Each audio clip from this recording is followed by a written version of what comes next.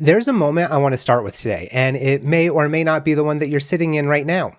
But I have a strong hunch that some version of it is close. You're somewhere in your day, maybe you're at your desk between meetings, maybe in your car on the drive home where you're headed to work. Maybe you're at the kitchen table with this playing while you half answer emails. You've been listening to this series for a while, and for some of you, it has been every episode since I first started talking about this program back in February.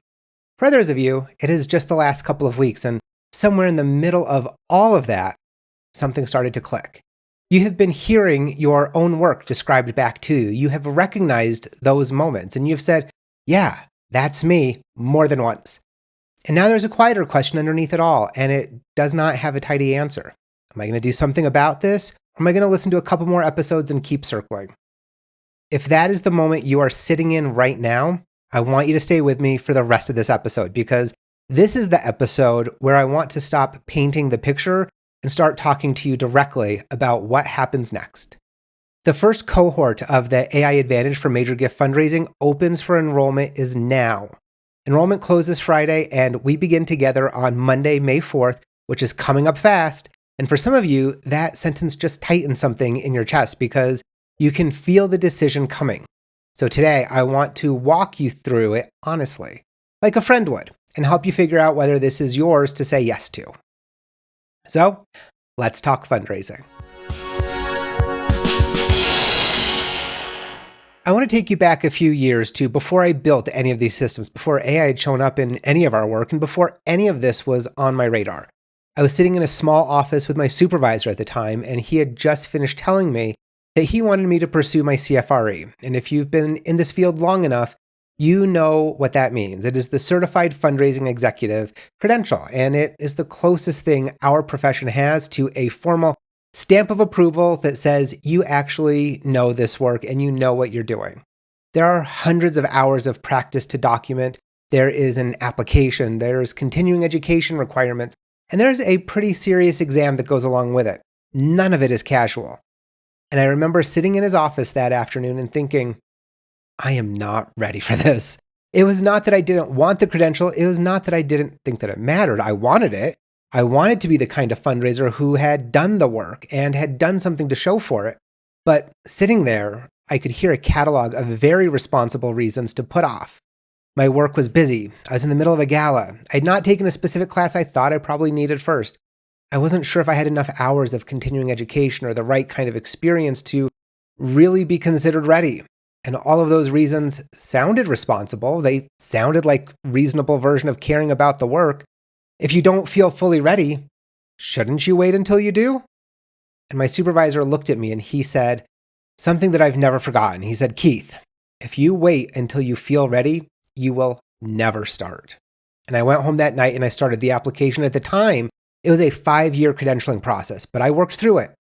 All of it. And 5 years later, I sat for the exam. And the part that surprised me looking back was not that I passed. What surprised me was how much of what I used on that exam I had learned in the 5 years of pursuing the credential itself, and not in the 4 years of interning in the development office during college. The CFRE did not just confirm what I already knew, it filled in the pieces that I didn't know I was missing. It named things I had been doing on instinct without language for them, and it gave me a structure to hang my experience on. And it did something I didn't expect. It shortened the runway for everything that came after it.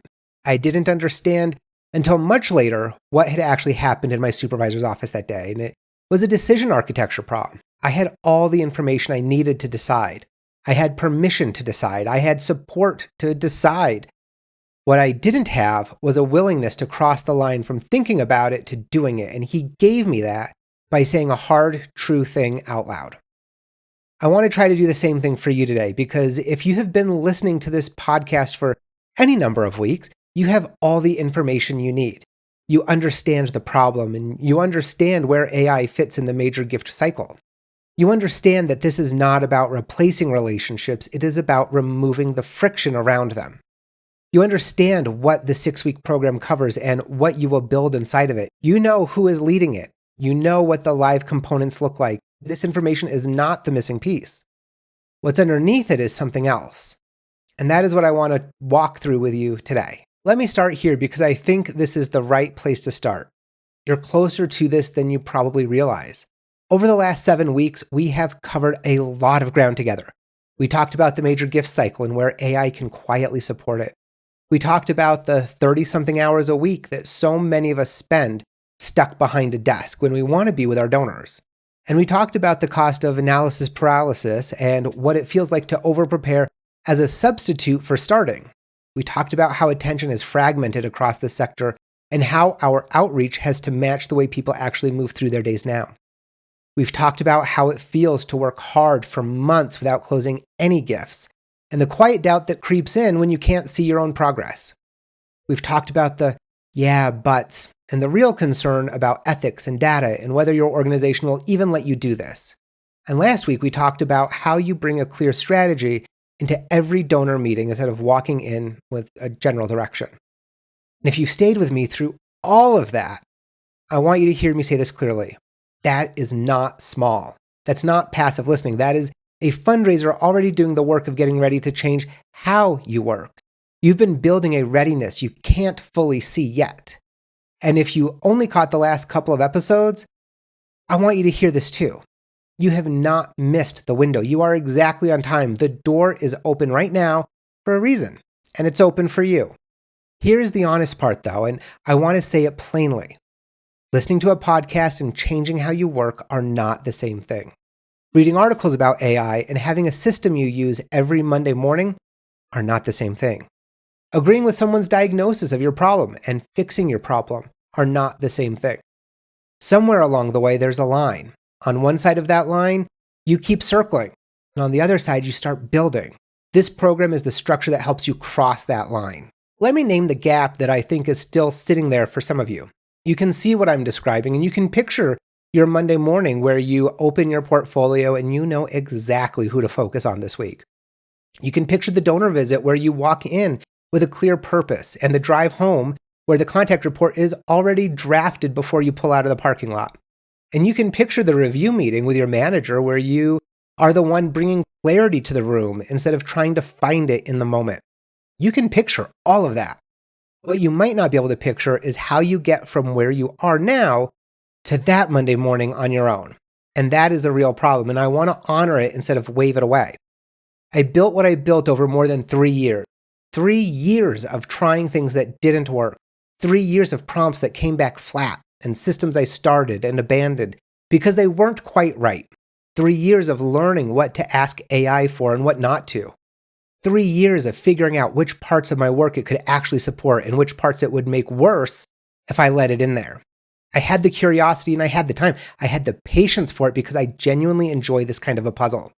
And even for me, with all of that, it took 3 years to arrive at something that really works. You don't have 3 years. You have a portfolio, you have a pipeline. You have a manager asking you what your plan is. You probably have a campaign on your horizon, and you have a life outside of your job that also has demands on it. The question is not whether you could eventually figure this out by yourself. You probably could. Many of the smartest fundraisers I know are already trying to. The question is, what is it costing you while you do? Because in major gift work, time is not a neutral variable. Time is the variable. Donor attention moves. Timing windows open and they close, and the gift that was available 6 months ago is not always available now. Every month you spend piecing this together on your own is a month the friction stays in your work. Every month the friction stays, the relationship work stays crowded out. And every month the relationship work stays crowded out, gifts that could have happened don't. This is the reason I built the program that I built, not because I wanted to teach AI, because I wanted to save my fellow fundraisers 3 years. That's the real offer. The offer is not 6 modules. The real offer is 6 weeks of shortcuts through 3 years of trial and error with the person who actually made those errors sitting with you while you build it inside of your own portfolio. And I want to say something about the cost of waiting, and I want to be careful with this because I don't want to turn it into somebody that I'm not. You've probably heard plenty of people talking over the years where the energy gets a little frantic in the last week and the urgency starts to feel manufactured. That's not what this is. What I do want to say is honest, and it's this. If nothing changes in your work in the next 6 weeks, the next year of your work probably going to look a lot like the last year. The same number of hours at your desk, the same prospects you've been meaning to get to, The same donor you have been nurturing for months without a clear read on whether the relationship is actually moving. The same reporting questions that you are going to try to answer without the data to back them up.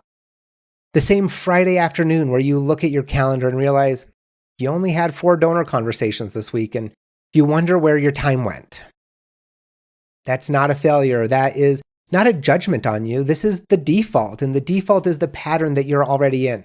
The default doesn't require a decision. It just requires that you don't make one. And if you're a person who cares deeply about this work, and I know you are because you're still listening to this podcast, the default has a cost that builds quietly. It shows up in the donors that you meant to reach, and it shows up in the performance conversations where you can't quite explain why your portfolio hasn't moved. It shows up in the campaign that is coming up that you already feel a little behind on, and it shows up in the way you feel on Sunday night thinking about your Monday morning. And I don't want to sell you anything out of fear, I really don't, but I also don't want to be so polite about the decision in front of you that I fail to tell you the truth. And the truth is that every year that goes by without a real system for this work is a year of good effort absorbed by inefficiency. And the cohort starting May 4th is the closest and fastest on-ramp I can offer you to a different pattern. So let me tell you what you're actually stepping into if you decide to join us. The program runs for 6 weeks, from May 4th through mid-June, and every Monday at 2 p.m. Eastern, we're going to meet live for the main training session of the week.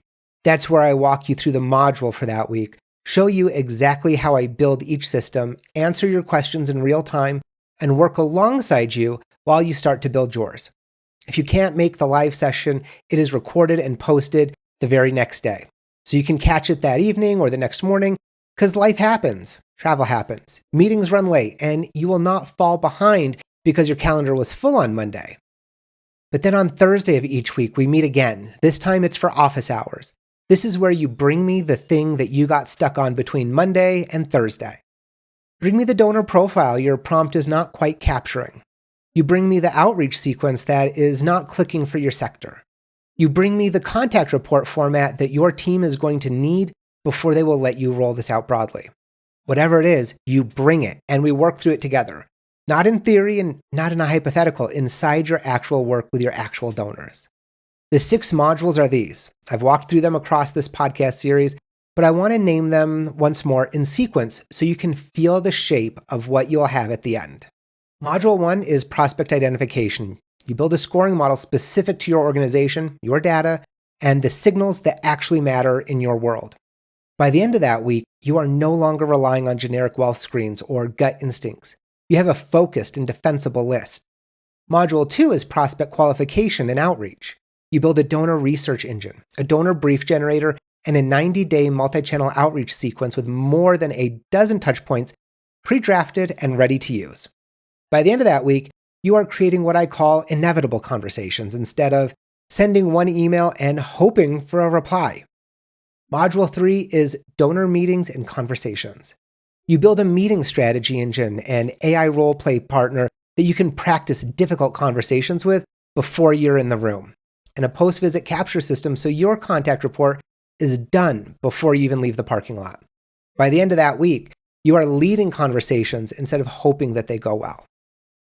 Module 4 is your portfolio intelligence and performance. You build the system that tells you whether your work is actually working. This is the module that, when I built it for myself, changed my entire experience of this job. By the end of that week, you have what you need to walk into any leadership conversation with data, context, and a plan. Module 5 is proposals and asks. You build the translation system that turns messy thinking into clear and compelling opportunities that your donors can say yes to. And that scales across high volume without killing your time. By the end of the week, you're no longer the person staring at a blank page, trying to articulate the ask. And Module 6 is stewardship and relationship expansion. You build a donor experience system with an impact translation engine and a structured stewardship plan heavily weighted toward the first 180 days after the gift. By the end of that week, you have the tools to turn a first gift into a lasting partnership. That's the module where a donor told me, Keith, you went from an obligation I felt I had to one of the top 3 charities that matter to me. And that's what Module 6 builds towards. After the 6 weeks of live training ends, you have 2 additional months of ongoing support And I want you to hear me say that. The training does not end and then leave you alone. You still have me, and you have the cohort for 2 more months after we finish the curriculum, because I know from my own experience that implementation happens long after any module ends. Those 2 months are when the system really becomes yours. The tuition for the funding cohort is $997, and that is the lowest this program will ever be again. And I'm not saying that to pressure you, I'm saying it because it is accurate. The program is going to grow, and the price will reflect that. The people who are in this first cohort are in for $997 for a program that gives you back hours every week and changes the way you work for the rest of your career. I believe that is a genuine bargain, and I want to say that honestly without dressing it up. There's one more thing about this cohort specifically that I want to say because it really matters. This is the founding cohort. You will be in the room while the program is being finalized. You'll have access to me in a way that no future cohort will have, because future cohorts will be larger, the curriculum will be more formalized, and the shape of the thing will be set. Right now, it's not. Right now, your feedback, your portfolio, your questions actively shape what this program becomes. And that's a specific kind of experience, and it's only available once. I know there are some real questions sitting in your head right now. I've heard them from waitlist members over the past few weeks, and I want to answer them directly, because these are the questions I would have myself if I were on your side of this conversation. The first one is usually some version of, I don't have time for this. And I want to take that one seriously because it's real. You do not have extra time. Nobody in Major Gifts has extra time. What I would ask you to do is think about the time you're already losing. 2 hours prepping for a visit you could prep for in 15 minutes. A week digging through the CRM to build a prospect list that you could generate in an afternoon. 30 minutes after each donor meeting writing a contact report that should take you 5. That time is already gone, and the question is whether we get it back. This program is structured so that each week, the system you build that week starts saving you time the very same week. You don't have to finish the whole course to see the return. Week 1 pays for itself. The second one is usually, I've never really used AI before, or I've used it and it didn't impress me. And I want to tell you what Sean told me. Sean is on the board of Honor Flight of Northern New Mexico. And he said, Keith, I've never touched AI and I don't want to cross any ethical lines. A few weeks into the program, he was telling me he could not wait to start using it in his work.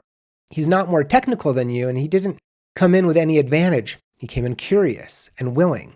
And if you can type into a Google search bar, you have the baseline skills. Everything else, I'll teach you. The third one is, will my organization even let me do this? And from the very first module, I walk you through how to set this up in a way that keeps your donor data safe and aligns with your organization's data policies. Most organizations are already working in cloud-based systems. Most of the concern around AI is about using it carelessly, not about using it at all. You'll come out of this program with the language and the setup to have a productive conversation with your IT team, your compliance team, and your leadership about how you are using these tools. You'll not be winging it. The fourth one is, what if I fall behind during the 6 weeks? Every live session is recorded and posted by the very next day. You can catch up on your own schedule. The Thursday office hours are designed to help people who are stuck on something or who need to catch up, not to punish you. And the 2 months of support afterwards means you're not racing a clock. Life happens, travel happens, campaigns happen. We've built in for that. And if you have any other questions right now, send me an email at keith@letstalkfundraising.com and I'll get back to you, all right? I want to talk for a minute about the people who have already said yes, because they are part of the reason I can say what I'm saying to you with confidence. The pilot program I ran last summer was the test version of everything you would be stepping into right now. It was not polished, pieces were missing. I was still figuring out how to teach what I already knew how to do. And the fundraisers who went through it taught me an enormous amount about what this program needed to become. I followed up with them 6 and 7 months later to find out what actually stuck. And the answer was almost all of it. Erin Cleghorn is an Associate Vice President of Institutional Advancement. She went through the pilot and she said something to me that shaped how I think about this whole program. She said, Keith, you know our business. You are a frontline fundraiser. You're not looking at it from the outside. You've actually been a fundraiser and you are using this in your own work. That authenticity is really meaningful. She said something else that I want you to hear because it gets at what this program actually is. She said, Your course was interactive. You showed us not only how to write the prompt, but what the results were, how to modify them, how to actively do it ourselves. And you gave us the framework. It wasn't just slides, and it was us doing it together. That's the program. It's us doing it together. That is what you step into on May 4th. I want to say something a little softer before I wrap up because I think that this matters. And if you have been listening closely to this series, you can probably already tell that it matters to me too. If you've been on the fence, I want you to know you're not behind. You're not. I don't care when you found this podcast. I don't care if you signed up for the waitlist 2 months ago or 6 hours ago. I don't care if you're 5 years into your major gift work or 15 or 30. Where you are right now is exactly the place it is reasonable to be in when you're considering something that asks you to change how you work. That's not weakness, that is care. And you don't have to be perfect to say yes to this. You don't have to feel ready.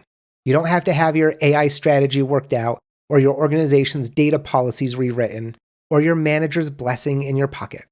You don't have to have used ChatGPT more than twice. You have to be willing to show up on May 4th and start. That's all. If the voice in the back of your head right now is saying, I don't want to make this decision under pressure, I want you to hear me say this too. The pressure is the cart closing on Friday, which is real because the cohort has to begin somewhere. And it begins on Monday, May 4th. The pressure is not that if you wait, you've missed your shot forever. I'll run it again. There will be other cohorts. What will be different is the price, the access, and the shape of the thing because the next time I run this, I'll have more people, less one-on-one time, and a program that is no longer being actively refined with your input.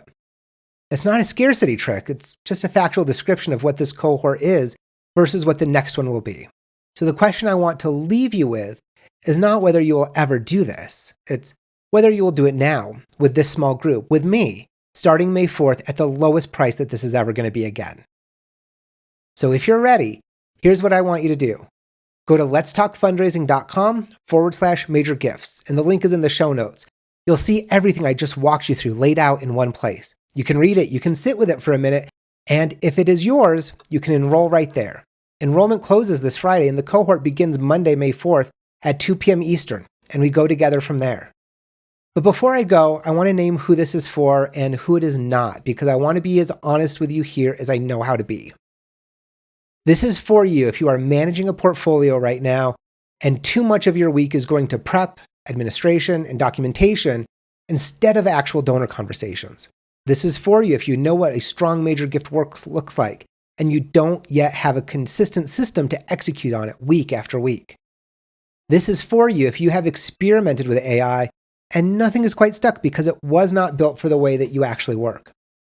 This is for you if you are staring down a campaign, a performance review, or a board meeting, and you want to walk in knowing exactly where your portfolio stands with the data to back it up.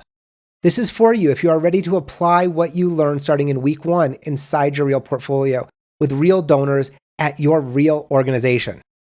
But this is not for you if you're looking for passive content to watch. And it's not for you if you want AI to replace relationship building with your donors, because this program will not teach you that, and I politely refuse to. It's not for you if you're not either building a major gift program or currently managing a portfolio or working with donors, because this program is built around that context. And it's not for you if you want somebody to build your systems for you instead of learning to build and use them yourself, because what you walk away with is not my system, it's yours. You can customize them to fit you and your organization and the way that you work. I'm asking you to come build this with me inside of your real work for the next 6 weeks, with 2 months of support on the other side of it. $997 is the investment, and Friday is the deadline. Next week, May 4th is the start.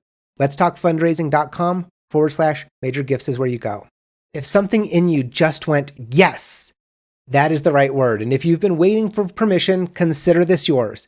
Go to the page, read it, and enroll. I'll see you in the cohort. If you are not there yet, that's okay too. Keep listening, keep thinking, keep building your own understanding of this work and what it asks of you. I'll be here. The podcast will keep going and the next cohort will come. But I'd rather have you in this one. I'd rather have you here in the room while the program is still being shaped at the price that will never be this low again, with the small group and the direct access and the time to really put this into your portfolio. So Thank you for being here, my friend. It has meant more to me than you know to have you in these conversations. Whether you join us in the cohort or not, the fact that you have been listening, thinking hard about your work, and caring this deeply about how you show up for your donors, that matters. And I'm so grateful for you. I'll see you on the other side, my friend. Bye for now.